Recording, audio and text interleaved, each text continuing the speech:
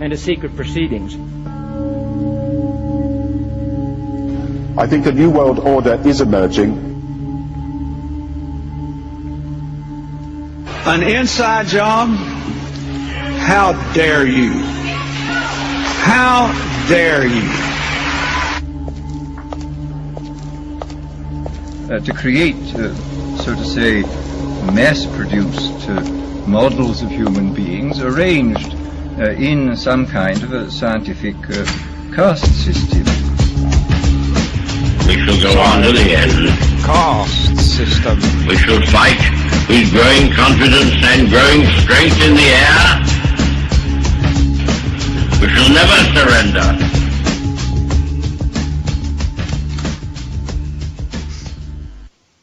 Good day, everybody. Did you hear Gordon Brown there? I think a new world order is emerging. In the intro there. You know, if he says that, nobody seems to care. But if you say new world order, you're a fracking conspiracy nut, right? And of course, he's not the first one, nor the only one to have used those terms. He just couldn't stop spitting it out. There's this like 30-second clip of him where he's like, new economic order, new world order. He just can't stop saying it. It's fracking amazing. Mr. Gordon Brown is who you heard there in the intro, amongst others. Huxley is there too, with his scientific caste system. So that's another way of saying technocracy, right? And technocracy is not just about techniques, it's about an economic system. It's a new economic order, as Gordon Brown puts it. This is the technocracy we are moving into, I would say, almost there. It's getting to be ridiculous. This is UCY.TV. It's the 1st of October 2016. I am your host, Wouter Hendricks, coming to you from Holland.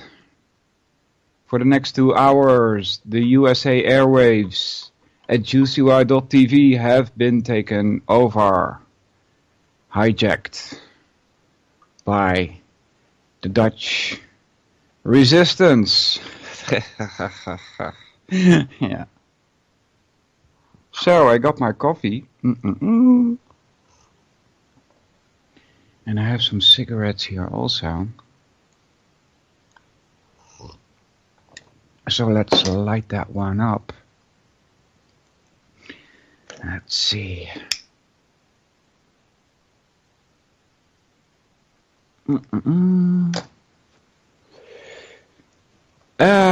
If you go to UCY.TV, you will find a link there that brings you to the chat room.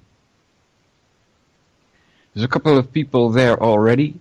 Captain Gringo, Del, hey buddy, Grump, Jules, although I doubt she's there. Matty, surely you jest, and 3 Anons, welcome everybody. Yeah. Today we should be doing Upanishads, and we will get into that. So, continuing on the things that cannot be spoken about. It's right there you run into the first contradiction. When I start talking about Upanishads, it's stuff. It's, in Dutch we call it stuff. It's kind of strange. Stof, to be actually stof is the word, right? And it would translate to dust, actually. But that's because stof and stuff, you can hear the etymological ties there, right? So stuff also means content, right? Or even wares. This content is unspeakable because of its nature. And so right there you're running in the first contradiction, because, you know, I'm supposed to be speaking about that which cannot be spoken about.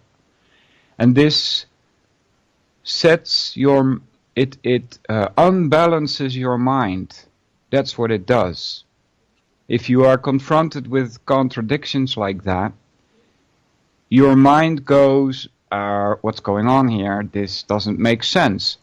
And it's kind of caught off balance. And if you keep throwing these kinds of contradictions at the mind, it becomes influential because of the mind, that is, because of its confused state that it is in, because of all the contradictions.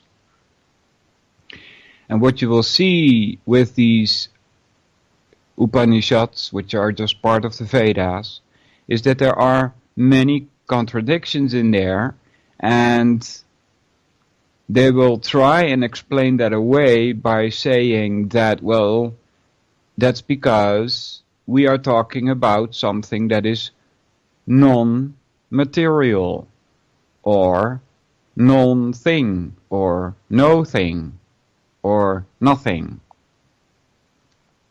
Nothing measurable. Nothing that you can perceive with your senses. And so that's the reason they give for running into all these contradictions, because language apparently isn't capable of delivering the message, right?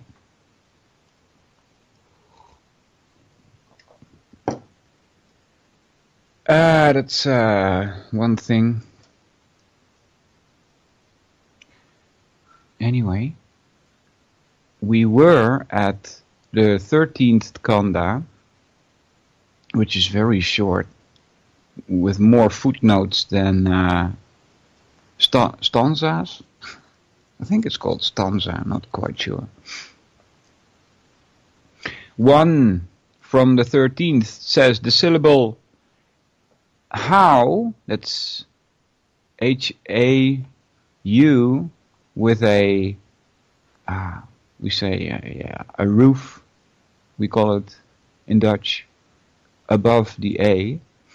The syllable how in this world, brackets open, the earth, the syllable hai, the air, the syllable atha, the moon, the syllable iha, the self, the syllable I is Agni, fire.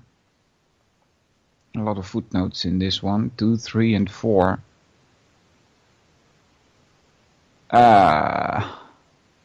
This is useless information, so I'm not going to read it. 2, the syllable U is the sun.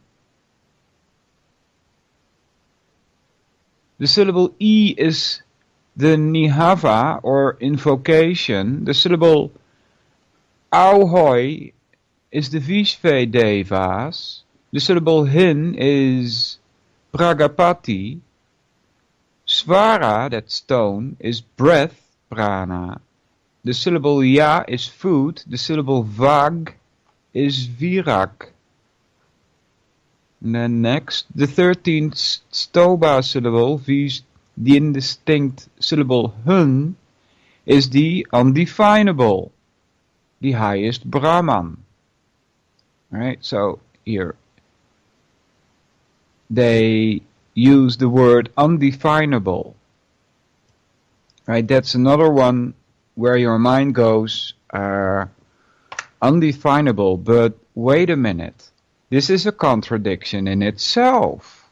The word undefinable is a contradiction in itself. Because if it were truly undefinable, you wouldn't be able to put a sticker on it that says undefinable, because undefinable is a definition, isn't it? You're trying to describe something with the word undefinable, so it's a contradiction in itself, you see? I hope you guys see that problem here. I think it ties, or even is, to the very hard to grasp concept of stolen concept. And that's what's being used here. It's a kind of fallacy. It's called stolen concept, and it's pretty darn hard to sound when claims are made that everything is an illusion and that you cannot discern truth. Yeah. So, for instance, that last sentence, cannot discern truth, that would mean that you cannot make a statement that is true, which means that the statement cannot discern truth is a stolen concept, because you're stating something that is supposedly true, right? It's a bit like, no, it's not like circular reasoning. It's a kind of reverse of circular reasoning or something. And they're pretty hard to spot. All right, next. Well, maybe should say something about the highest Brahman.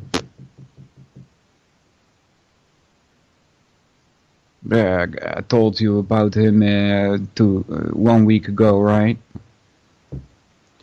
Next, speech yields the milk, which is the milk of speech itself, to him who knows the Upanishads. Now he opens the brackets, secret doctrine, brackets close, of the samans in the wise. He becomes rich in food and able to eat food. Yea, able to eat food. Maybe let's see if that footnote is worth checking.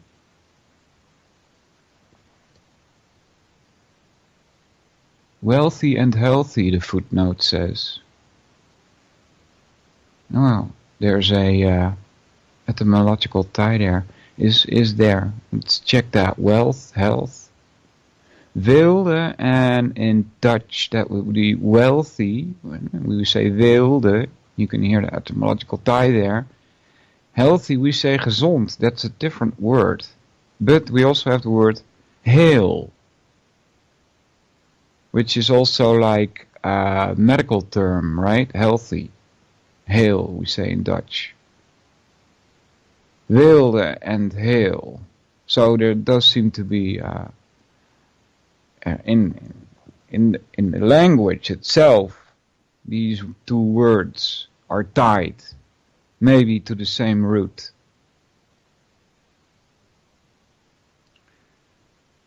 That was that. Next is second Pratapataka, so I guess we just had the first book. Now moving on to the second.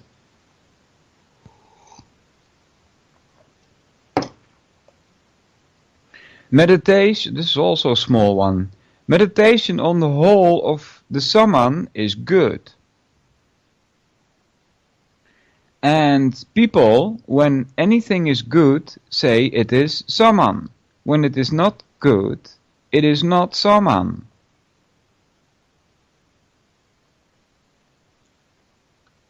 Yep. Do any of you guys remember what the frac saman was? We discussed it last week.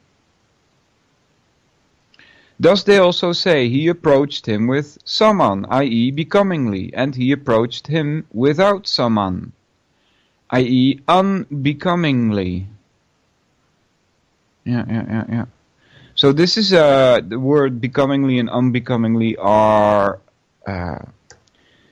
words belonging to the third branch of philosophy, ethics. We ran into that last week also, where you can clearly see that they are written from some kind of etymological, some kind of ethical or moral base, which they haven't started discussing yet. But apparently they think that approaching someone can be, how would we say that in Dutch? Let's see.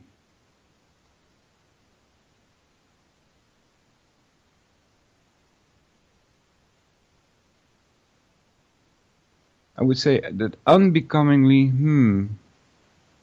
becomingly.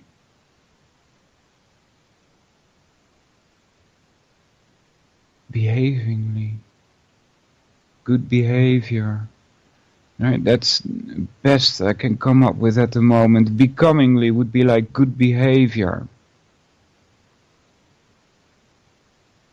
But who defines what's good, right?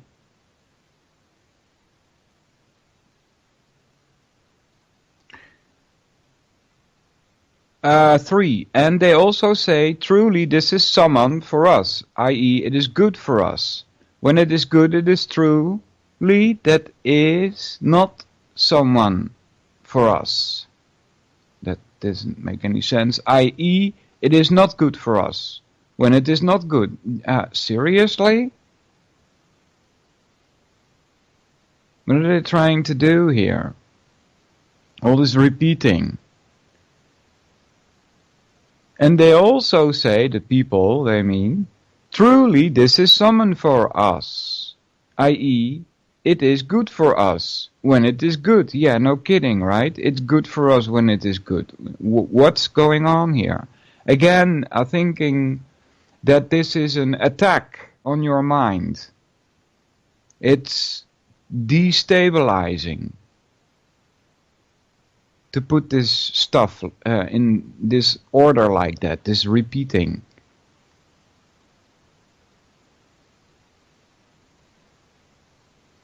And again, they do not talk about what's good for and what's not good, right? I mean, I've come across more directly on those kinds of talk from the Greek philosophers.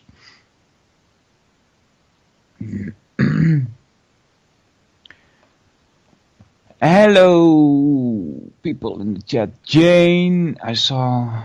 Good day. Dale.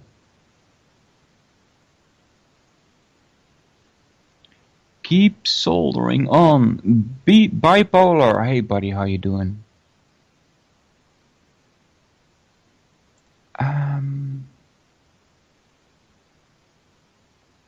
So what they mean with good and not good, I'll tell you now, because I don't know how long it's going to take before we get there, and you will get a better understanding of these verses when I tell you what they think that good is or not good, right? When they talk about good in these verses, they're actually talking about what's called dharma. That's D-H-A-R-M-A. Not to be confused with karma. Right? Now, I have a lot of problems with these philosophies, and I do not subscribe to them, but this is how they think, right? When they say dharma, they say that is they call it your original state of being. And with your original state of being goes a certain type of action. If you perform that certain type of action, you are on the path of Dharma, as they say. If you move away from the path of Dharma, you get into the realm of karma, in their twisted way of thinking what karma is. They think that karma is something that when you do bad stuff will come to you, right? So I guess that's why Clinton is still alive and Kissinger is still alive, right? That's why, these people are in such a bad position that they live in the gutters or something, right? That's their karma, right? So, Dharma is good, is when you do good. And they base this idea of Dharma on the fact that you are a soul, what they call Atma, ATMA. This Atma is of a non-material nature. And apparently for some reason, which is totally unclear to me, because you run into another contradiction about creating of this Atma and its properties, and then somehow, because we are in this material world, those properties have been tainted.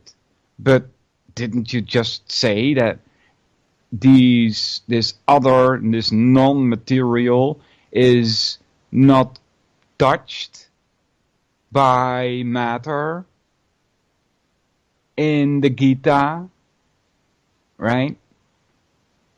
So, but that's why they come up with this idea of karma, where your soul is somehow caught in this web of action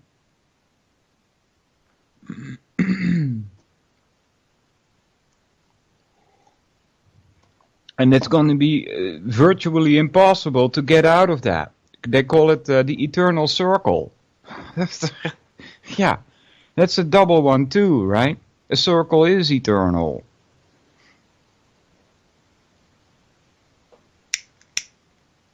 Let's see, where's that lighter that works?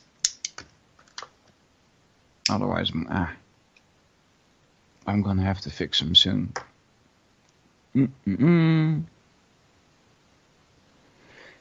So what's good has always to do with your soul, not with whether you have enough food to eat. Did we read that last one? No. 4. If anyone knowing this meditates on the Samman as good, depend on it, all good qualities will approach quickly. They will become his own. Yeah.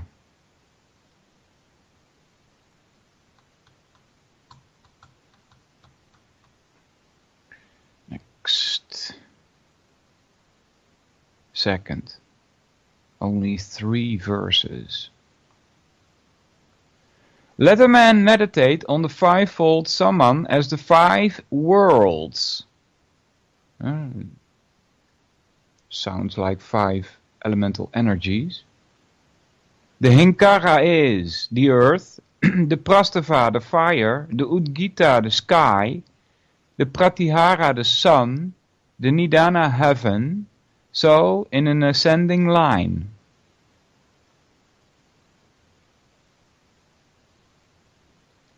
In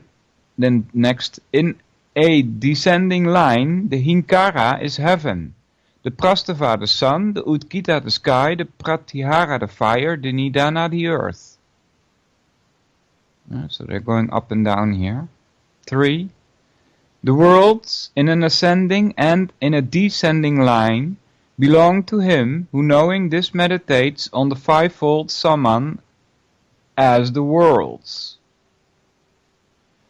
It's a bit of cosmology. It's a bit of tying you to reality.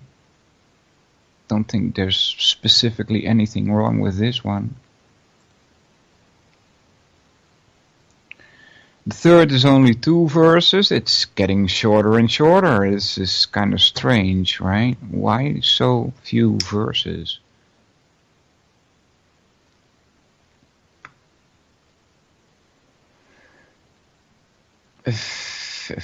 Yeah, lol. Why am I listening to a Dutchman speaking Hindi in English? I don't know if it's Hindi. And as far as I know, these words are Sanskrit. But third one. Let a man meditate on the fivefold Saman as rain. The Hinkara is wind that brings the rain. The Prastava is the cloud is come. The Udgita, it rains. The Pratihara, it flashes, it thunders. Come on, you guys. This is like Thor, right? 2.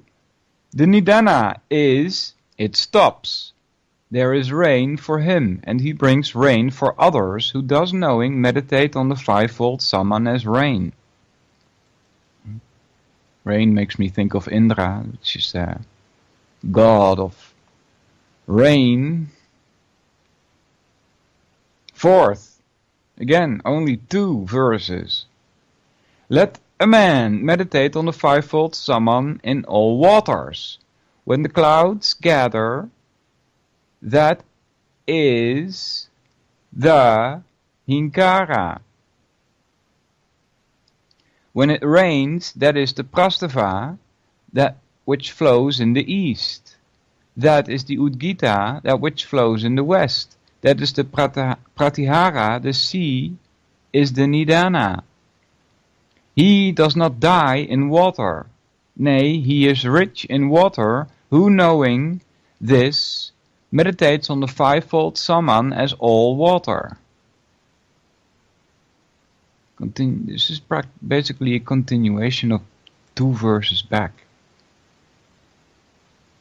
5th, let a man meditate on the fivefold Saman as the seasons. The Hinkara is spring, the Prastava summer, the Udgita the rainy season, the Pratihara autumn, the Nidana winter.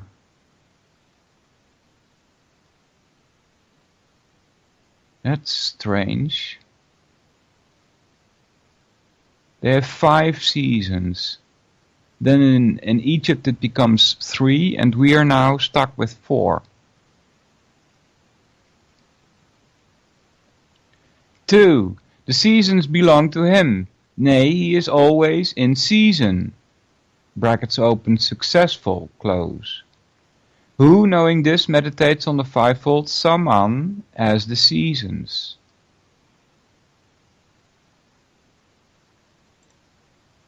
Jane MC something in the chat.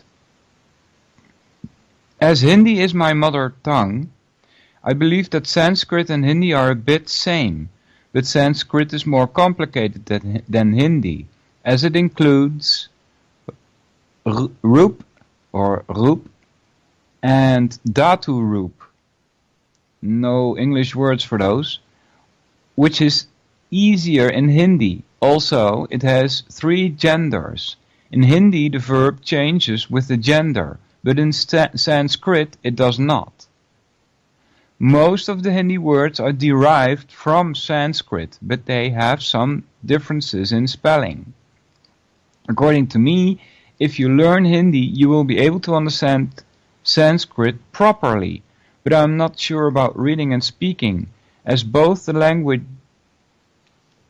languages only require understanding of the script to read and speak.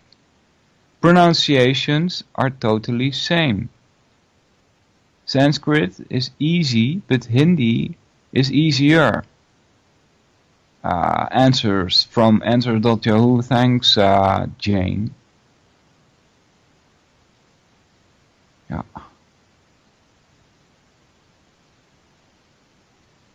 I tried, to be honest with you. In the books I have, they give an explanation, but it's too alien for me as a Westerner, right? We use symbols like A, B, C, D, right? But they, in Sanskrit, it's more like you start with sounds like ma, ta, sa, ra, ka, la, and so on. And so these all of these sounds have different meanings, and then they put these sounds together, but they put the meanings together also. It reminds me a bit of the Egyptian glyphs, which when translated properly would require us to write a whole paragraph of words, right? Which they have embodied in this one little piece, one little sign, right? So I'm thinking that the older the languages, the more complicated it is. It's like with the pyramids themselves. If you go and check, the older they become, the more perfect they are. It's fracking the other way around, right? You would expect it to be that you start with this adventure, and then when you get more experience with it, you get better at it. But after Giza, all of the things went, even worse. So it doesn't make sense. And so I'm thinking the same with languages. The older they are, the more complicated they become for Westerners, and the more tied they are to reality. I'm thinking that their grammar, for those who know the trivium by now, is much more elaborate than ours, you see. And therefore they can make much more sense of things with their logic, because they have much more grammar. They have a better understanding of how things work. You see? I'm starting to think that in the past people were much more intelligent as well. I mean, look at those. What Jane just pasted in the chat room. Those are Sanskrit symbols. Does that look like to you that those were made by people just coming out of caves? Seriously? This is old, very old stuff, guys.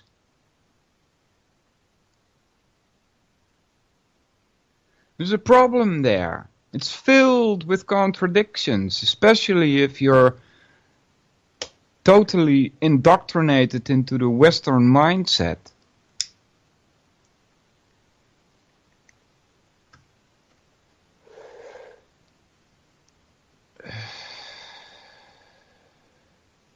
Next, 6th Kanda, only 2 verses. Let a man meditate on the fivefold Samman in animals. The Hinkara is the goats, the Prastava the sheep, the Udgita the cows, the Pratihara the horses, the Nidana man. Alright, so we're animals, according to them. According to some people I talk to around me, they also say that we are animals. Apparently it says so in the textbooks from school or something. Frack you.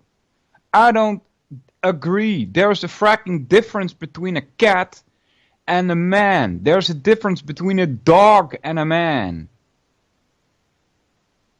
The differences are way too big to be both categorized under the name animal.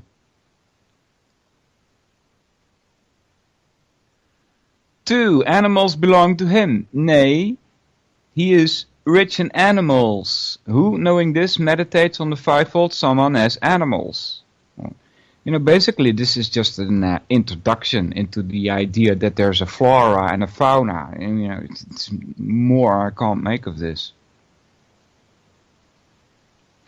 Let a man meditate on the fivefold Saman, which is greater than great, as the pranas.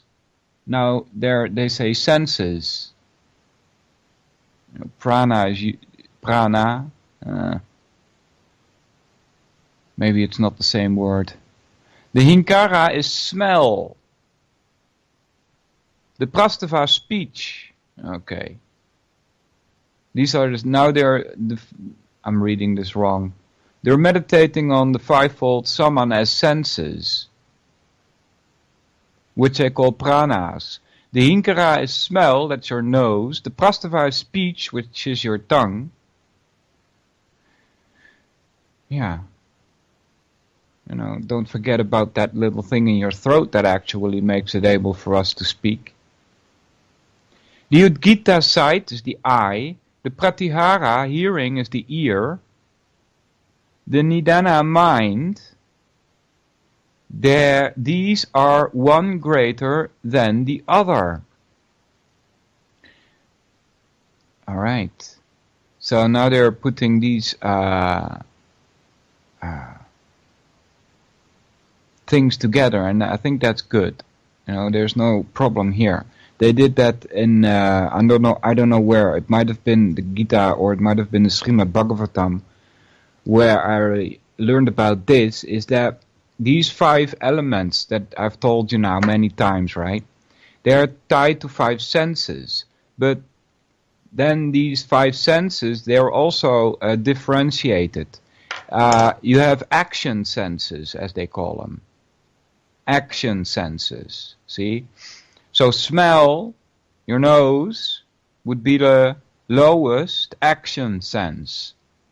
Higher than smelling is speaking. Higher than speaking is seeing. Higher than seeing is hearing. Higher than hearing is your mind. See? How they taste and smell are seen as one. They are twins, that's one sense.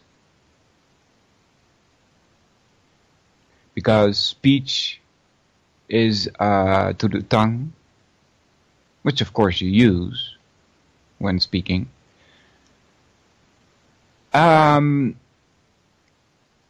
They also mean with this, when they say that this is in this order, is that it also goes back down, like they did in the verses before, right? You go up 5 and you go down 5. The go down 5 in this case implies that you should be using your mind to control the others, that which you hear, that which you see, that which you speak, and that which you smell. And I don't mean with that like, oh, I'm going to dream up, I'm going to smell roses now. No, you use your mind evaluating, judging. You see? Next. What is greater than great belongs to him. Nay, he conquers the worlds which are greater than great, who knowing this meditates on the fivefold Saman, which is greater than great, as the pranas, the senses. Alright. Blah blah.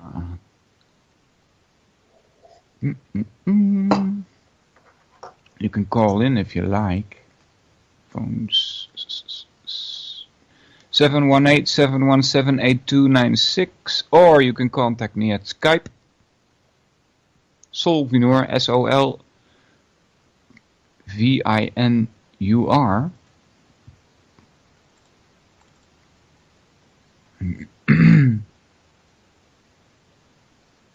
Hold on, guys. Clickety click.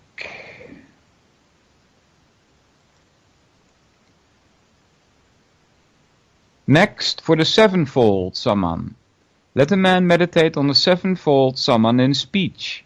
Whenever there is in speech the syllable hun, that is hinkara, pra is the prastava, a is the adi, the first, i.e. om.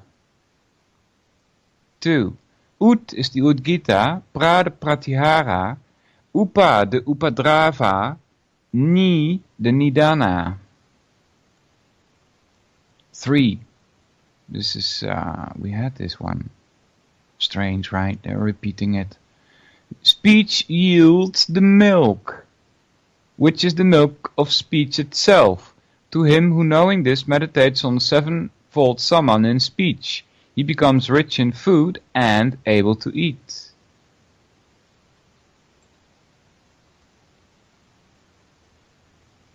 Nine. This is a bit longer. Ninth Kanda. Let a man meditate on the sevenfold Samman as the sun. The sun is Samman, because he is always the same. Brackets open Sama. He is Samman because he is the same. Everybody thinking he looks towards me, he looks towards me. What a strange verse is that?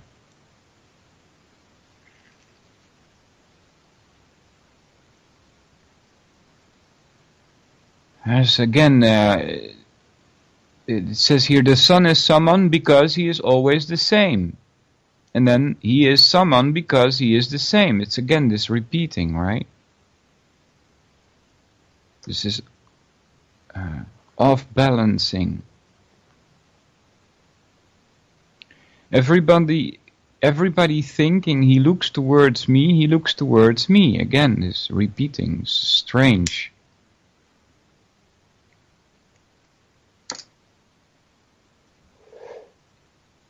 Let him know that all beings are dependent on him. That's the sun.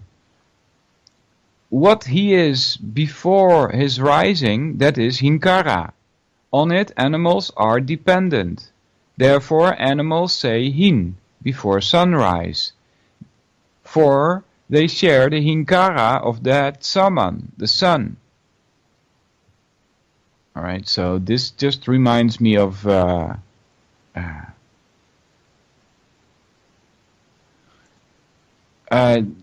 yeah, actually, what Dale says, Jane, so I won't have to read all of that. You can tell it yourself. Yeah.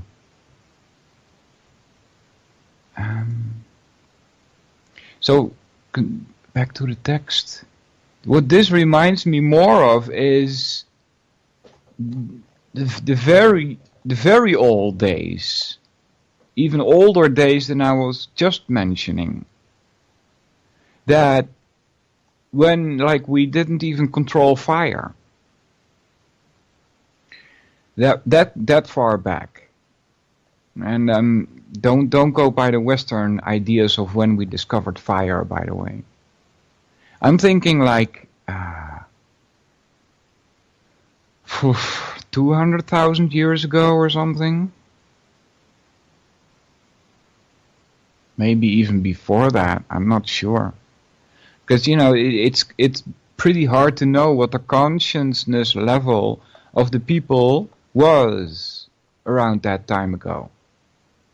Right? But we can be sure that, say, without any form of technology, the sun is the most important happening of the day. Somebody's calling me. It's ridiculous, right? Hello, this is the Solvinur event. Do you want to be on air? Yeah, no. Okay, please call back later. Yay. Thank you. Yes. The sun is most important happening of the day. You know, at night you can't see animals. that would attack you for food. You know, you can't see them coming. You don't see the snakes. You know, it's creepy out in the dark, right? And it's cold also. See, so the sun is the savior. That's what they mean. That's what I think they mean anyway in Christianity when they say the sun, they spell it with an O. It's actually, they should spell it with a U, because that's what he's representing. He's representative of the sun.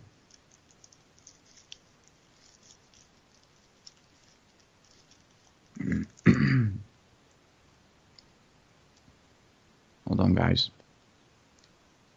Rolling my ciggy here. Jup.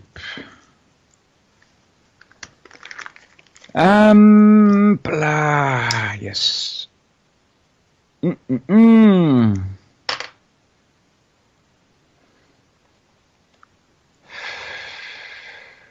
3. What he is when first risen, that is the prastava. On it men are dependent. Therefore men love praise, prastitu, and celebrity, for they share the prastava of that saman. Therefore men love celebrity? Seriously?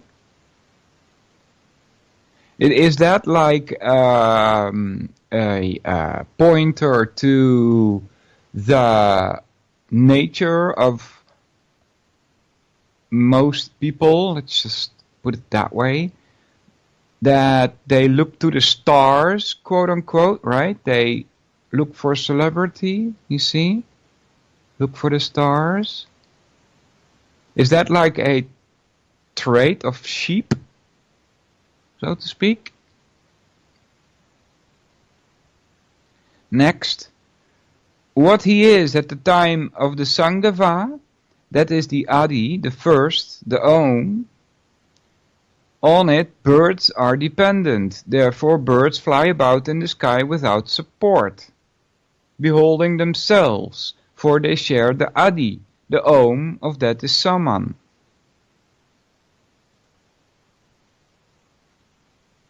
Yeah.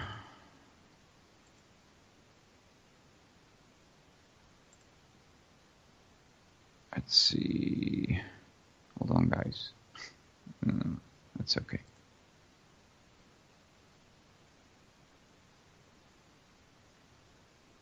Five.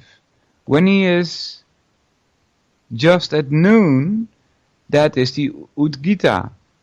On it, the Devas are dependent because they are brilliant. Therefore, they are the best of all the descendants of Pragapati, for they share the Udgita of that Saman. They're talking about stages of the sun, right? We still have that today. Alright. We say noon, sunrise, sunset. We divide it in 3. They divided it in 5.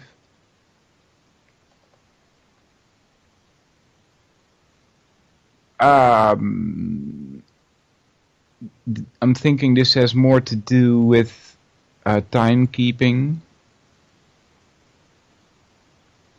6.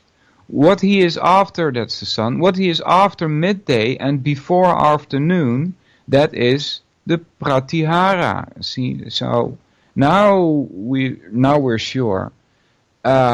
These are not literal translations, because they didn't have the word midday and afternoon in Sanskrit. They wouldn't be saying that in this way. It's just that he says what he is after midday and before afternoon is so that we understand in our Western terminology.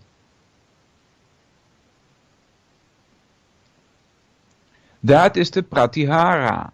On it all germs are dependent. Therefore, these having been conceived, brackets open, pratihirita, brackets close, do not fall, for they share the pratihara of that saman. Alright, so the word germs here is interesting. Right?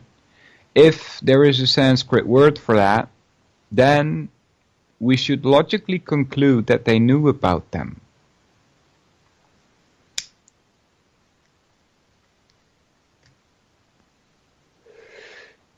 Blah, blah. Next. What he is after the afternoon and before sunset, that's the upadrava.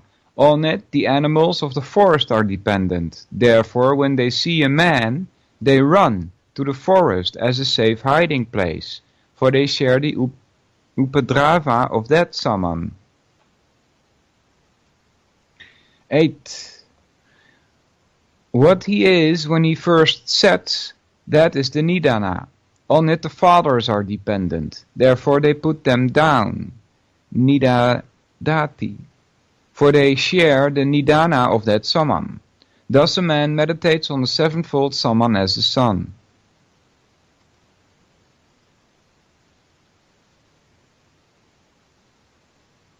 Tenth Kanda, 6 verses. Next, let a man meditate on the sevenfold saman, which is uniform in itself and leads beyond death. That's interesting. The word hinkara has 3 syllables. The word prastava has 3 syllables. That is equal. Sama. English word for sama is same. There is a etymological tie there. This word sama has many meanings. If we translate sama to English and we say same, which is allowable, we translate English to Dutch, we get zelfde. Same in Dutch is zelfde, and the strange thing about that word is that it contains the word self. You can hear it, right? When I say zelfde, you can hear the word self, right? Self, same. See?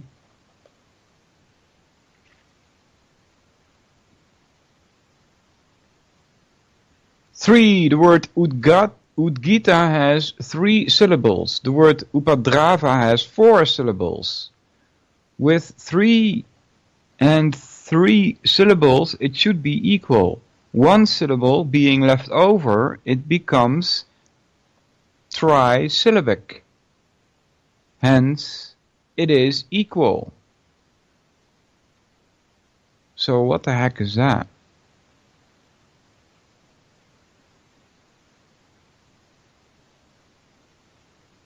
4. The word nidana has 3 syllables, therefore it is equal. These make 22 syllables. Numbers, guys, numbers. Not sure what to make of this. With 21 syllables, a man reaches the sun and death. For the sun is the 21st from here. With the 22nd, he conquers what is beyond the sun. That is blessedness. That is freedom from grief. 6. He obtains here the victory over the sun. Death. And there is a higher victory than the victory over the sun for him who, knowing this, meditates on the sevenfold saman as uniform in itself, which leads beyond death, That's this repeating is just a notice that it's the next. It's the end. It's the next. Go to the next. 11. We are at 11.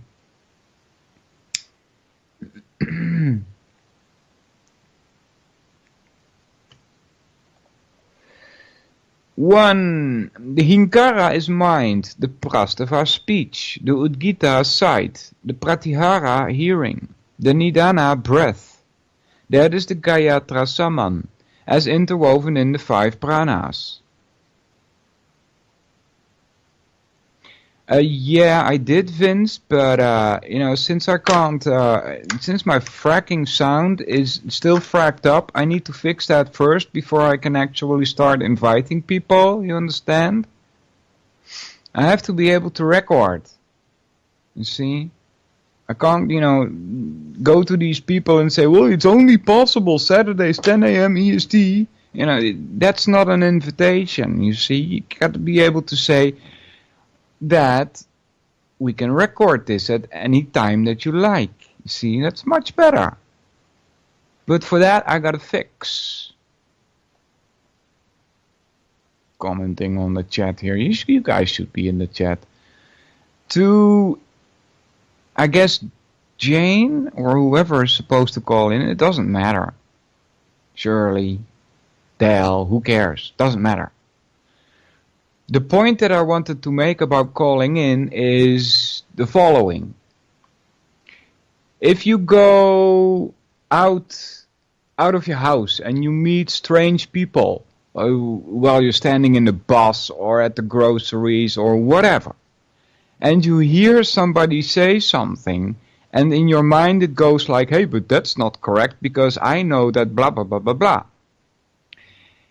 And you want to say that to this person, right? There's this urge to speak. I know because you think you know, right? So it's hard to shut up, right? I don't do it anymore. I don't shut up anymore. It gets me into a lot of trouble. Yeah.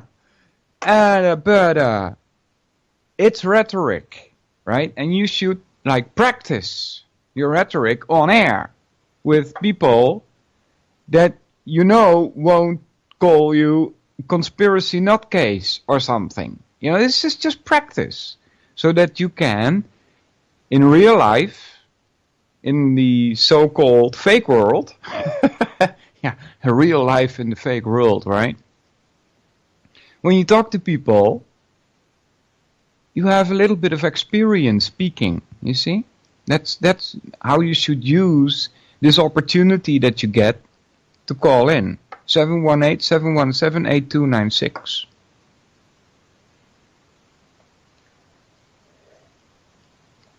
Or contact me at Skype. Besides, I need to make new coffee. So, yeah. Since I can't play anything anymore. Yeah. My coffee's gone, guys. I need a new fill. That's what Jules always says, right?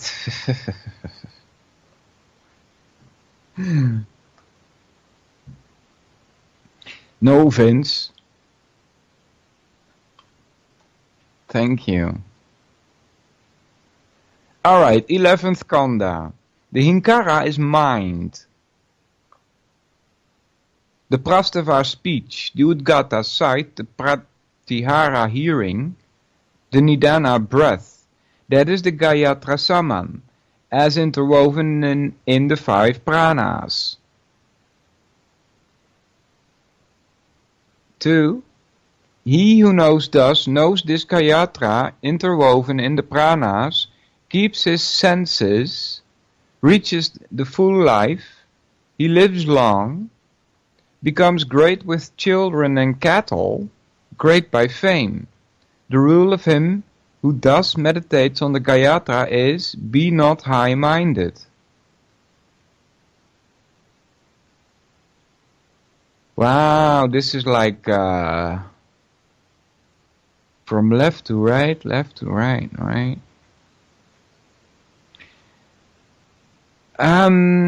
This is where Plato got his idea of the philosopher king from. Yeah? Says here, the rule of him. What are you talking about? The rule of him. Who says anybody has a right to rule here in the first place? Apparently they do, right? So that's one. The rule of him. Excuse me? Not going to happen, you see. But then it says, the rule of him who thus meditates on the Gayatra is, be not high-minded. What does it mean with that? Is that not, would that say be low-minded? Huh? What are you supposed to make of that? Be not high-minded. If they mean arrogant, why don't they just say so? You see, I don't get this. First they tell you, you're supposed to use your mind to control your lower tools, right? And now it's be not high-minded. You gotta discard of this kind of things to protect your mind from attacks.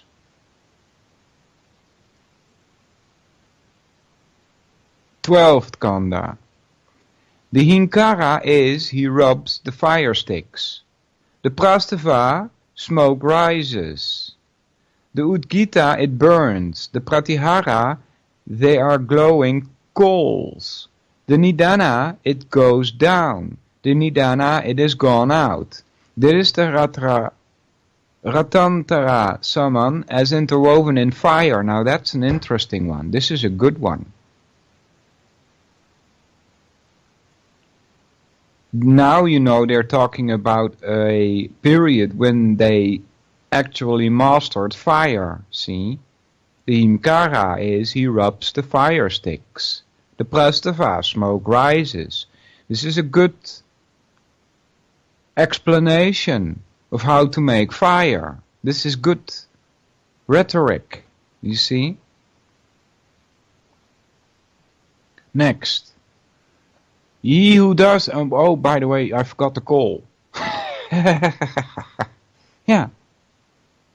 I mean, if they are glowing coals, if this is indeed the Sanskrit translation, a correct Sanskrit translation, we can, deduce some kind of things from this. Because if they were doing that, they were probably finding out that, hey, some of these rocks contain something that looks shiny when heated. See? Interesting. 2. He who thus knows this Rathantara interwoven in fire becomes radiant and strong. He reaches the full life. He lives long, becomes great with children and cattle, great by fame. The rule is, do not rinse the mouth or spit before the fire.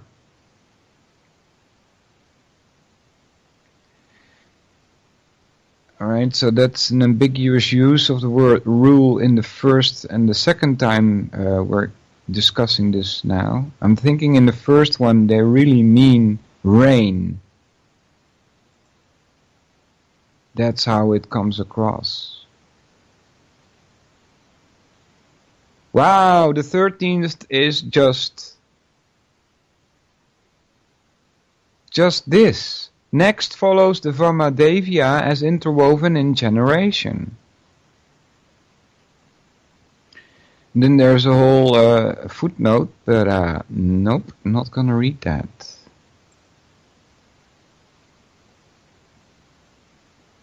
No, not 14. I'm gonna make me some coffee. Ha ha ha. Which means you'll be having few seconds or so of dead air while I walk for water and milk and coffee.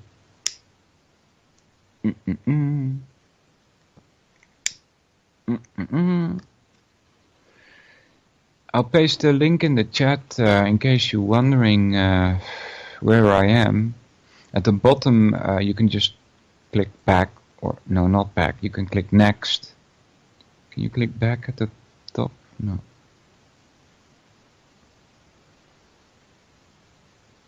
Ah, that's too bad. Should give you the... I'll give you two. One where we are now, and one where you can actually see the roots of all of those. The second one is a looks like a comprehensive list of things we could be touching upon for the coming time, and I'm thinking like months, if not years. So, because to be honest with you, of all the years that I've been doing radio, that is the topic, so to speak, which I've given not enough attention.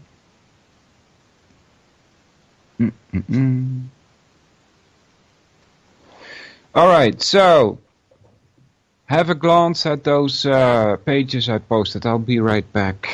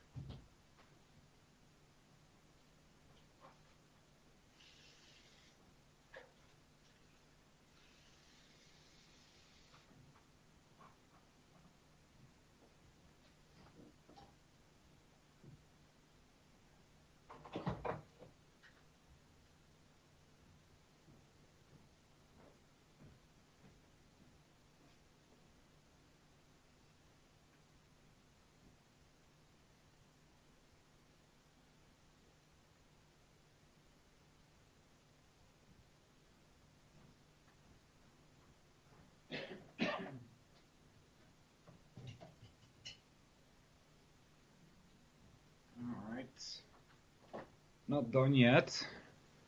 I will have a guest on, apparently, who will be here at my house.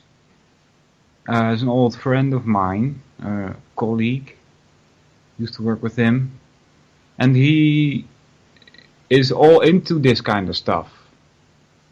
And he wants to talk, at least he said he wanted to talk on air about this with me as soon as he heard that I had a radio show and was talking about the Upanishads. So, there. Coffee is brewing. He's got the same name as I do, Wouter, so that's gonna be fun. He's a bit older than I am, and he's been to India, and it would be nice to hear him speak about that. I'm not quite sure when this is gonna happen, but it's gonna happen, I think. Just called him about it to ask if he really wanted to for a second time, and he said, yeah, I'll think about what, I'll write some things down that I want to speak about, and so he'll be here. Is that a plane you hear? No.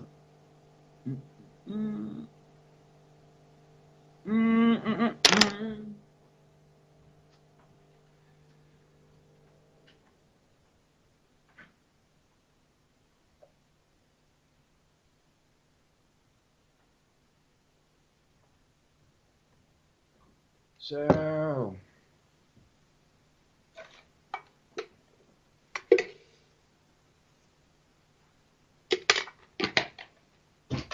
there. got my coffee. Woot! So, where were we?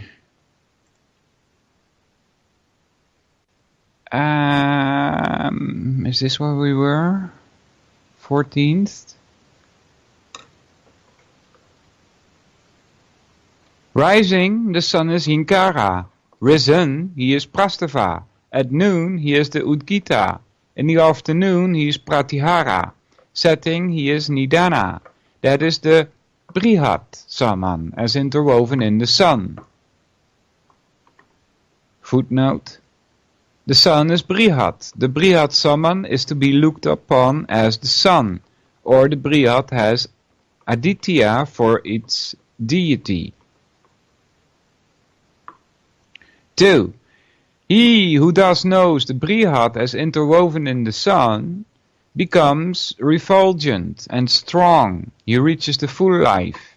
He lives long, becomes great with children and cattle, great by fame. His rule, never complain of the heat of the sun.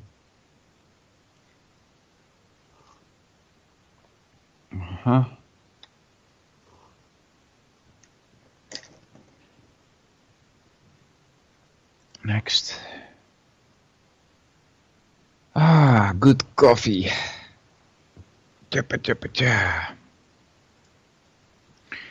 Roll me a cigarette too. 15th Kanda. Hey Hopper, how you doing, buddy? 15th Kanda. The mists gather. That is the Hinkara.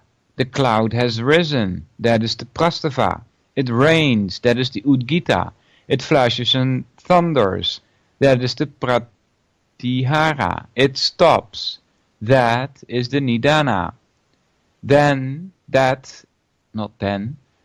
is the Vairupa Saman, as interwoven in Parganya, the god of rain. Yeah, in all these verses, they're making lists of things, right? And the Nidana is when it stops here. But in the previous verses, Nidana was also man.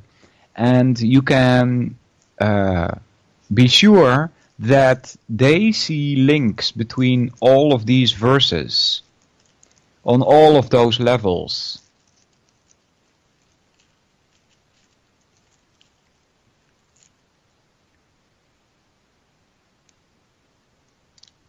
Two, he who thus knows the Vairupa as interwoven in Parganya obtains all kinds of cattle. Virupa. He reaches the full life, he lives long, becomes great with children and cattle, great by fame. His rule is never complain of the rain. Yeah. So this is again, if this is a correct translation, then I would assume that these texts are older, much, much older, because what you see happening is a personification of rain in the form of Indra. They had the same in Greek. There is a way to speak about that without personification.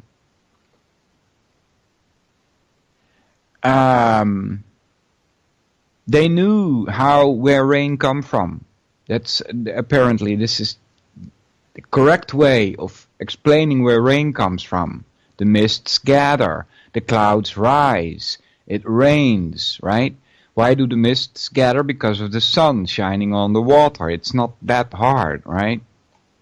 They know that. They talk about the sun in the previous verse. So why Indra is known as the god of the sun, that's exoteric rubbish.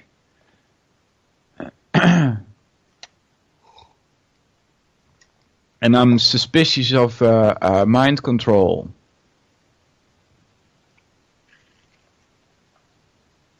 That the last thing here. That is the Vairupa Saman as interwoven in Parganya, the god of rain, right?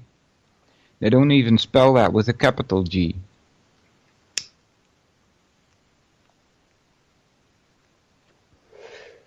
So why this personification when you know it's evaporation and stuff like that?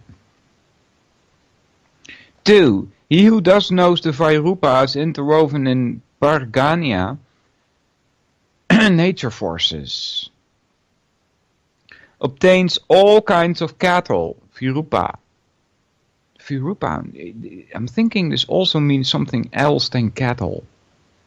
Because I've seen that word before meaning something else. Something about control. He reaches the full life, he lives long, becomes great with children and cattle, and then, why repeat this? And why throw your children in with cattle, right? This is ridiculous. Great by fame. His rule is never complain of the rain. Next, 16. The Hinkara is spring, the Prastava summer, the Udgita the rainy season, the Pratihara autumn, the Nidana winter. That is the Vairaga Saman as interwoven in the seasons. Now, in the previous verses we've seen Nidana as man, as to stop, the end, and winter here. Those are like end phases. What they mean to suggest is that human life is a lost stop on your way, on your path, right? There is no higher incarnation you can reach than being human. I'm serious about this, guys. And this is how they think. And if you accept most of their philosophy, you're going to have to accept that being human is the highest incarnation you can reach. And you would say, you would suggest, why not a god, right? Like Shiva or any of the other ones. You can if you want to. Those roles in the universe are filled by living beings who wish to fulfill that role. But after they've actually become this demigod, let's say for instance you're responsible for making the sun shine as a god, its wishes are to be human. Because from a human standpoint, you have a much better place to see reality for what it is. Yeah. That's the explanation given. There's no better incarnation than to be human. 2 is next. He who thus knows the Vairaga as interwoven in the seasons shines, that's Viragati, through children, cattle again, and glory of countenance. He reaches the full life, lives long, becomes great with children and cattle. So much repeating of that, right? Great by fame. His rule is never complain of the seasons. 17. Blah, blah. This is more repeating because we've done this before. But they put it a little bit different. And it's probably good to go back and study it where it came the first time, notice the differences, see the nuances, get a better idea. 17. The Hinkara is the earth, the Prastava the sky, the Udgita the heaven, the Pratihara the regions, the Nidana the sea. These are the Sakvari Samans as interwoven in the worlds. 2. He who thus knows the Sakvaris as interwoven in the worlds becomes possessed of the worlds. He reaches full life, lives long, great with children and cattle, great by fame. His rule is never complain of the worlds.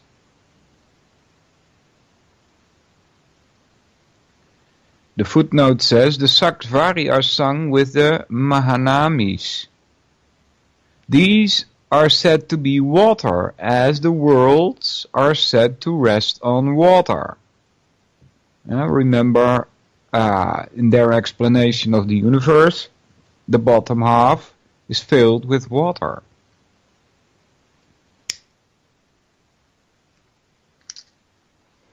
Eighteenth skanda. The Hinkara is goats, the Prastava sheep, the Udgita cows, the Pratihara horses, the Nidana man. These are the Revati Samans, as interwoven in animals. 2. He who thus knows these Revatis as interwoven in animals becomes rich in animals. Again the same. He reaches full life, lives long, becomes great with children and cattle, great by fame. His rule is never complain of animals. 19th skanda. The Hinkara is hair, the Prastava skin, the Udgita flesh, the Pratihara bone, the Nidana marrow. Interesting. This is good. These are more pointers to the fact that they knew medicine. They knew about medical stuff, I should say. Not medicine as in pills. That is the Nagniya, I should say, Saman, as interwoven in the members of the body. He who thus knows the Yagnaya, as interwoven in the members of the body, becomes possessed of strong limbs. He is not crippled in any limbs. He reaches full life, lives long, becomes great with children and cattle, great by fame. His rule is, do not eat marrow for a year, or do not eat marrow at all. 12th, the Hinkara is fire, the Prastava is air, the Udgita the sun, the Pratihara the stars, the Nidana the moon. That is the Ragana Saman, as interwoven in the deities. Yeah. Nidana is a moon. We saw in previous verses that it is also man. In this case, the moon, however, represents woman. This could refer to the fact that all men, no matter man or woman, are half man, half woman. 2. He who thus knows the Ragana, as interwoven in the deities, obtains the same world, the same happiness, the same company as the gods. He reaches the full life, he lives long, becomes great with children and cattle, great by fame. His rule is, do not speak of the Brahmanas. Do not speak evil of the Brahmanas. Yeah. This is when Brahmana is just a title, this rule is laughable, like I just laughed at it.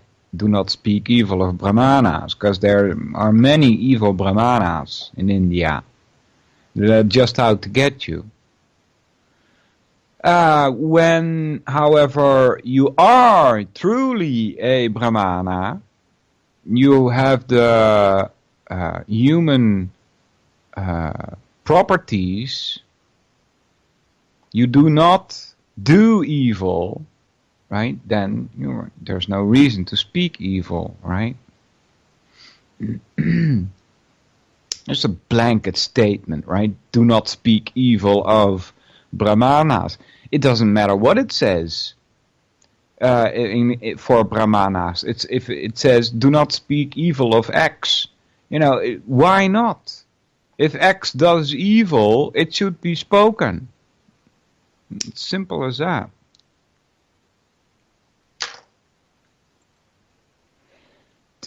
Next, 21st. The Hinkara is the threefold knowledge. Threefold knowledge, Threefold knowledge, interesting.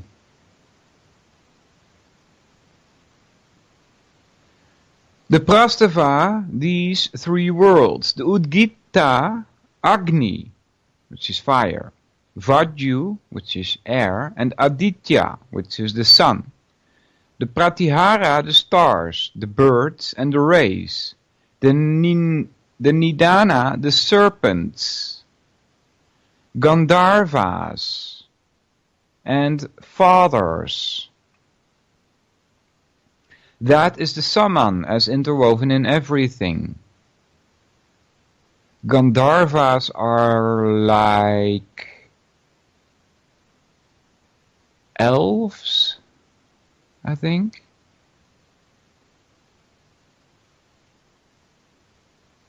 I'm not quite sure what to think about all of this, to be honest with you. There's talk about goblins and hobgoblins and dwarfs and elves and serpents and rakshasas and gandharvas and all of these so-called mythical creatures, right? I'm not quite sure what to think about all of them. Maybe some of them are, just in pure imaginations. Maybe some of them have some basis in history. It could be that kinds of people were eradicated, homicide. So. 2. He who thus knows this Saman as interwoven in everything, he becomes everything. 3. And thus it is said the following verse. And thus it is said in the following verse. There are fivefold three, brackets open, the three kinds of sacrificial knowledge. The three kinds of sacrificial knowledge, The three worlds, etc., in their fivefold form, i.e. as identified with the Hinkara, the Prastava, etc., and the outer forms of the Saman. Greater than these there is nothing else besides.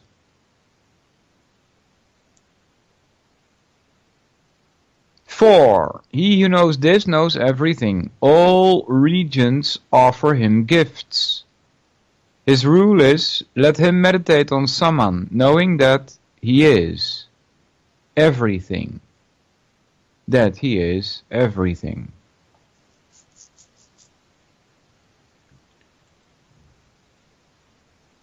(22)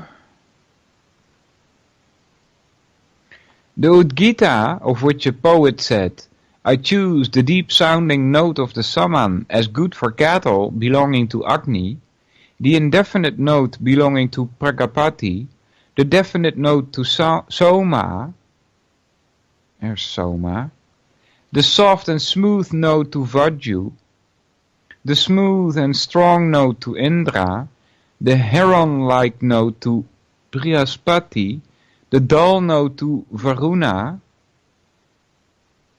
Let a man cultivate all of these, avoiding however that of Varuna. 2. Let a man sing, wishing to obtain by his song immortality for the Devas. You're running into a contradiction.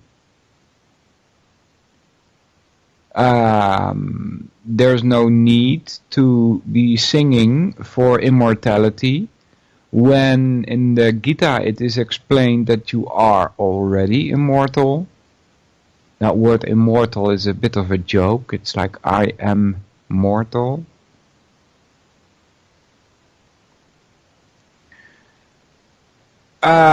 So continuing, may I obtain by my song oblations, that's Svara, for the fathers, hope for men, fodder, that's like food, and water for animals, heaven for the sacrificer, food for myself. Thus reflecting on these in his mind, let a man, being an Udgatri priest, sing praises without making mistakes in pronunciation, etc. Without making mistakes in pronunciation.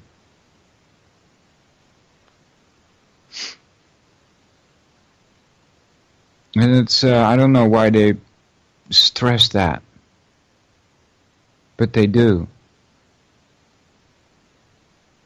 I think it has to do with their idea that sound is a creation, a creating force. 3. All vowels, swara, belong to Indra. All sibilants, Ushman, to Pragapati. All consonants, Sparsa, to Mrityu, that's death. Mrityu, you hear the etymological tie there. Mrityu and murder, mort, Mrityu, death. If somebody should reprove him for his vowels, let him say, I went to Indra as my refuge. When pronouncing my vowels, he will answer thee. 4. And if somebody should reprove him for his sibilants, let him say, I went to Pragapati as my refuge. He will smash thee. And if somebody should reprove him for his consonants, let him say, I went to Mrityu as my refuge. He will reduce thee to ashes. Nice. 5. All vowels are to be pronounced with voice, Gosha. That's interesting. G-H-O-S-H-A. And strength, Bala. So that the Udgatri may give strength to Indra. All sibilants are to be pronounced, neither as if swallowed, Agrasta, nor as if thrown out, Nirasta, but well opened, Vivrita, so that the Udgatri may give himself to Pragapati. All consonants are to be pronounced slowly and without crowding them together, so that the Udgatri may withdraw himself from Mrityu.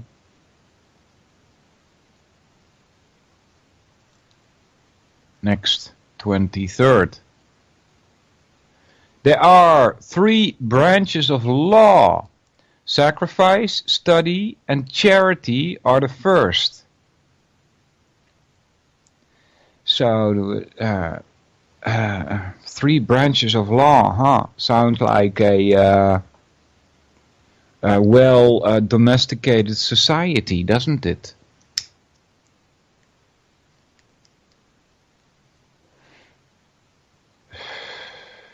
three branches of law. Sacrifice, study, and charity are the first. This is, it sounds like it's saying the law is you should sacrifice and give, charity, give. Be like, what's the word? Altruist, which is bad. Then 2, here, more bad. 2, austerity, the second. And to dwell as a brahmacharin in the house of a tutor, always mortifying the body in the house of a tutor, is the third. Wow, this is sinister stuff. All these obtain the worlds of the blessed, but the Brahma Samsta alone, he who is firmly grounded in Brahma, obtains immortality.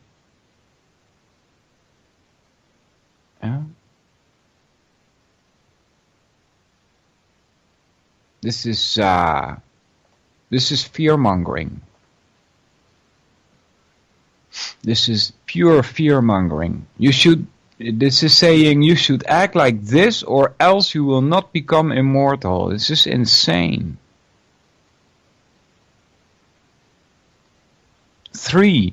Pragapati brooded on the worlds. It's one big appeal to fear. 3. Pragapati brooded on the worlds. For them, thus brooded on the threefold knowledge, sacrifice, issued forth. He brooded on it, and from it, thus brooded on, issued the 3 syllables, Bu, Bhuva, Sva. He brooded on them, and from them, thus brooded on, issued the Om. As all leaves are attached to a stalk, so all speech, all words, attached to the Om, Brahman. Om is all this. And then again, Om is all this. Next, maybe the footnote. Let's see, one back.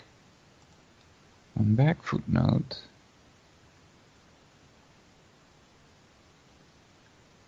The footnote, not from the first verse. Not the first rank try this again. Not the first in rank or succession, but only in enumerating the 3 branches of law. The first branch corresponds to the second stage, the ashrama or the householder. Austerity is meant for the vanaprastha, the third ashrama, while the third is intended for brahmacharin, the student. Only that of naishtika or perpetual brahmacharin here takes place of the ordinary student. The Brahma Samsta would represent the 4th asrama, that of the sannyasin or paravrak, who has ceased to perform any works, even the tapas of austerities of the vanaprastha. That last one, he who has ceased to perform any works, they don't actually mean with that he doesn't do anything anymore. It's just that the way he does it doesn't cost him karma, so to speak. That's what they mean.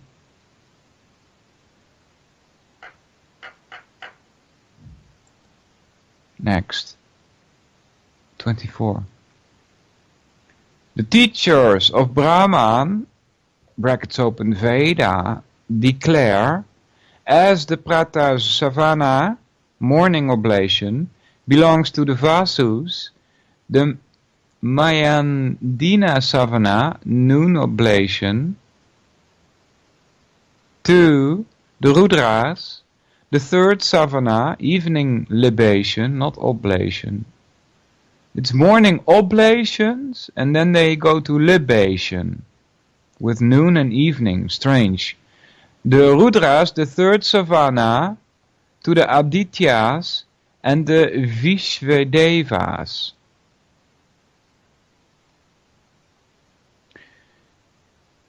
Where then is the world of the sacrificer? He who does not know this, how can he perform the sacrifice? He only who knows should perform it. Strange English. Beginning with the Prataranuvaka, Matin chant, the sacrificer sitting down behind the household altar, Garpatya, and looking towards the north, sings the Saman, addressed to the Vasus.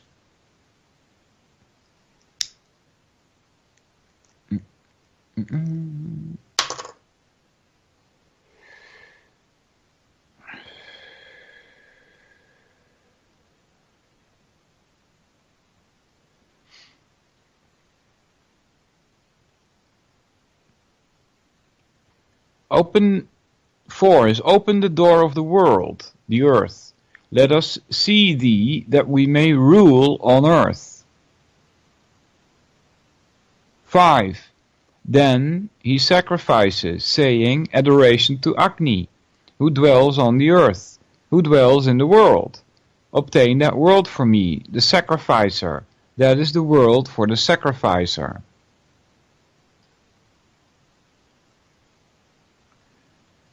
6. The sacrificer shall go thither, when his life is over. Take this, he says, in offering the libation. Cast back the bolt. Having said this, he rises. For him the Vasus fulfill the morning oblation. 7. Before the beginning of the Mayandina savana, the noon oblation, the sacrificer sitting down behind the Agni Driya altar and looking towards the north, sings the Saman addressed to the Rudras. 8. Open the door of the world, the sky. Let us see thee, that we may rule white in the sky. Then he sacrifices, saying, adoration to Vaju, air. Vaju. There's a etymological link between wind and Vaju. 10. I, the sacrificer, shall go thither when this life is over. Again. Again. Did I do 10? Or is it just another repeat? 11. Before the beginning of the third oblation, the sacrificer sitting down behind the Ahavanya altar and looking towards the north, sings the Saman addressed to the Adityas and the Vishvedevas. Open the door of the world, the heaven. Let us see that we may rule supreme in heaven. This is addressed to the Adityas. Next, the Saman addressed to the Vishvedevas. Open the door of the world, heaven. Let us see thee, that we may rule supreme in heaven. 14. Then he sacrifices, saying, adoration to the Adityas and to the Vishvedevas who dwell in heaven, who dwell in the world, obtain that world for me, the sacrificer. 15. That is the world for the sacrificer. The sacrificer, I, shall go thither, when this life is over. Take this, cast back the bolt. Having said this, he rises. What is it with this cast back the bolt and take this? 16. For him, the Adityas and the Vishvedevas fulfill the third oblation. He who knows this knows the full measure of the sacrifice. Footnote. The commentator is always very anxious to explain that though it is better that a priest should know the hidden meaning of the sacrificial acts which he has to perform, yet there is nothing to prevent a priest who has not yet arrived at this stage of knowledge from performing his duties. Strange. It's awfully wrong, of course, this statement about priests knowing a hidden meaning of the sacrificial acts, right? This sounds like 9/11, to be honest with you.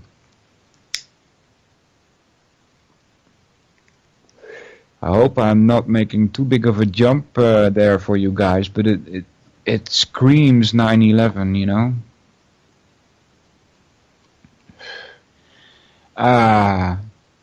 It also screams obey. That's also what it screams. Obey.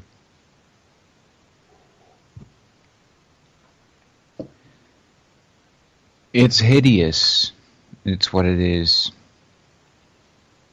Third book, first Kanda, whatever that is, because it's not a fracking chapter, it's like 4 verses.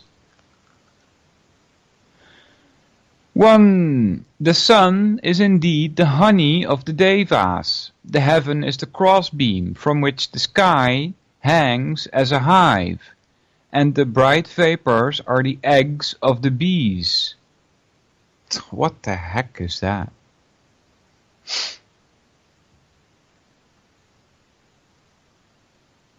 Two, the eastern rays of the sun are the honey cells in front. The Rig verses are the bees. The Rig Veda sacrifices the flower. The water of the sacrificial libations is the nectar of the flower. 3.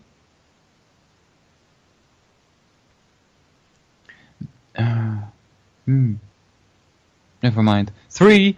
Those very Rig verses then, as bees, brooded over the Rig Veda, sacrificed the flower, and from it, thus brooded on, sprang as its nectar essence, fame, glory of countenance, vigor, strength, and health.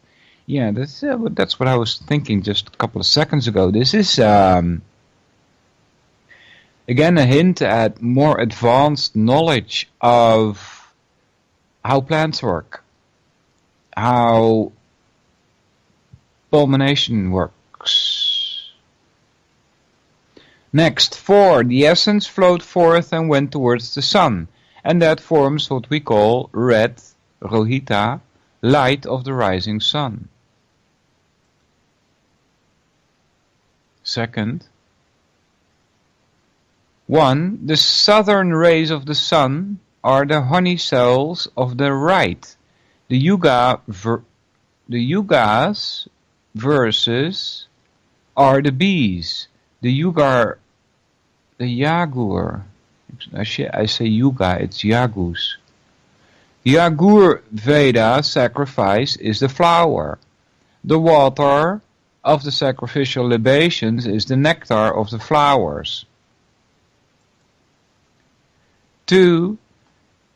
Those very yagu verses as bees brooded over the yagur Veda, sacrifice, the flower, and from it, thus brooded on, sprang as its nectar essence, fame, glory of countenance, vigor, strength, and health. That flowed forth and went towards the sun, and that forms what we call white, Sukla, light of the sun. Okay, interesting. They knew about the light of the sun, how it can be divided, right? Like with a prism.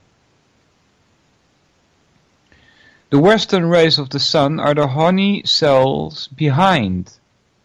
The Saman verses are the bees. The Samaveda sacrifice is the flower. The water is the nectar. Yeah. This is probably totally nothing to do with it, but the sun is round. When you place 6 circles around one, they perfectly fit, and it kind of represents like a bee cell, which is made of 6 lines. 2. Those very Saman verses as bees brooded over the Samaveda sacrifice, and from it, thus brooded on, sprang as its nectar essence, fame, glory of countenance, vigor, strength, and health. If you play a little bit with these circles and make a vesica, you get you brood on that, you get flower of life, right? Essence, glory of countenance, vigor, strength, health, right? Reminds you of flower of life. So maybe it's not so strange that I'm trying to connect these two things here. 3. That flowed forth and went towards the sun, and that forms what we call the dark, Krishna, light of the sun.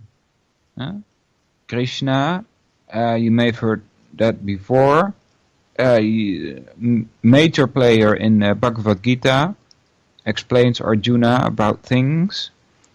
When you see pictures of him there at the battlefield of Kurukshetra, he's actually blue, but he is most, I think, maybe not most, because of course his role at the Bhagavad Gita at the battlefield of Kurukshetra is most well known, but there are deities of him in temples everywhere, all over the world, where he's black, because Krishna actually means black. Dark here.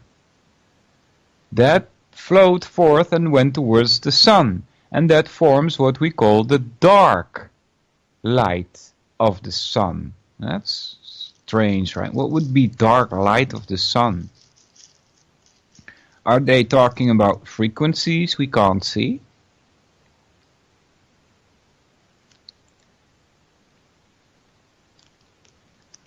Fourth Kanda.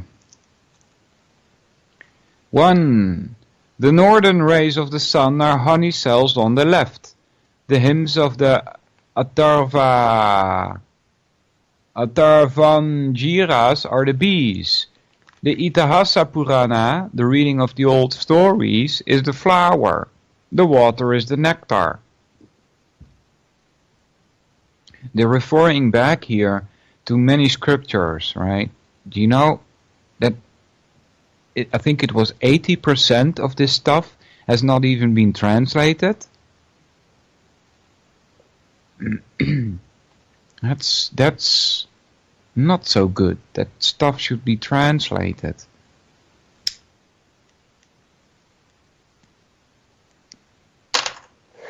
Two, those very hymns of the Atharvangiras as bees brooded over the Itihasa Purana, and from it, thus brooded on, sprang as its nectar, essence, fame, glory of countenance, vigor, strength, and health. And that flowed forth, went towards the sun, and that forms what we call the extreme dark, Parakrishna, light of the sun.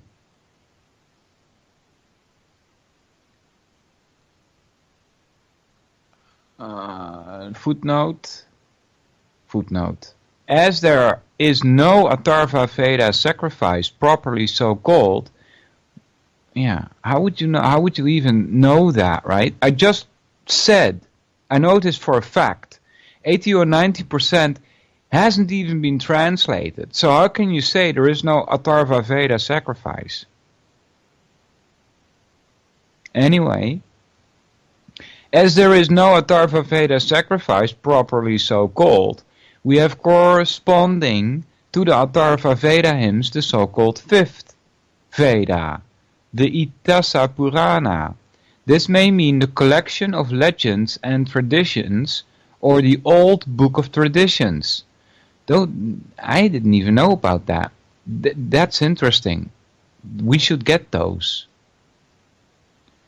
At all events, it is taken as one Purana, not as many. These ancient stories were repeated at the Ashvamedha sacrifice during the so-called Pariplava nights. Many of them have been preserved in the Brahmanas. In a more modern form in the Mahabharata. See Weber, Indian Studies. Yeah.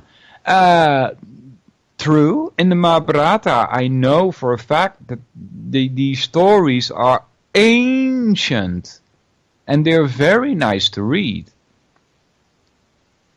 It's like fairy tales from Grimm. They're very good. Good to read. They're better than Grimm, I'm telling you. There's more in there. But I'm thinking that not all of them were included in the Mahabharata.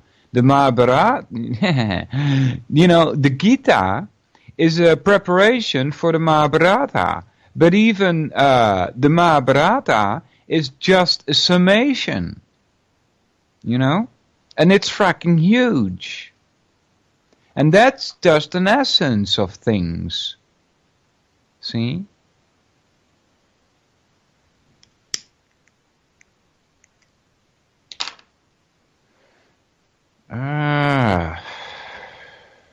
Next, fifth Kanda.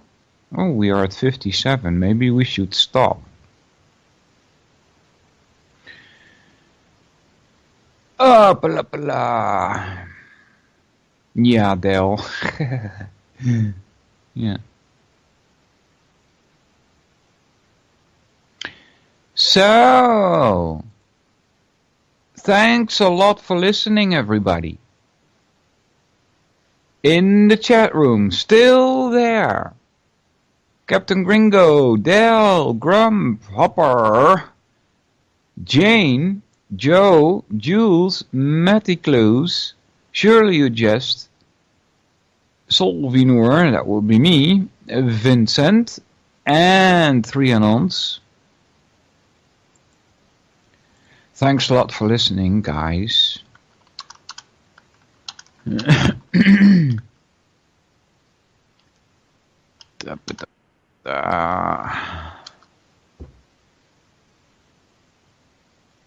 We'll be picking this up next week.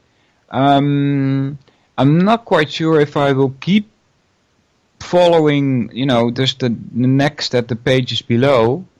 I probably will, but I might at some time also decide, maybe it's better if we do like certain chapters from the Gita, or maybe the first chapter from the Mahabharata, which is very interesting. It's about the creation of the universe. It's a real in-depth storytelling, and it's really nice. It's really good. I really loved it the first time I read it, even though I knew, what I knew from reading the scientific books on cosmology and stuff, but it was still very good. So that's it for me. See you guys next week, and take care. An inside job? How dare you?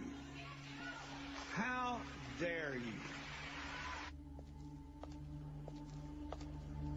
To create, so to say, mass-produced models of human beings arranged in some kind of scientific caste system.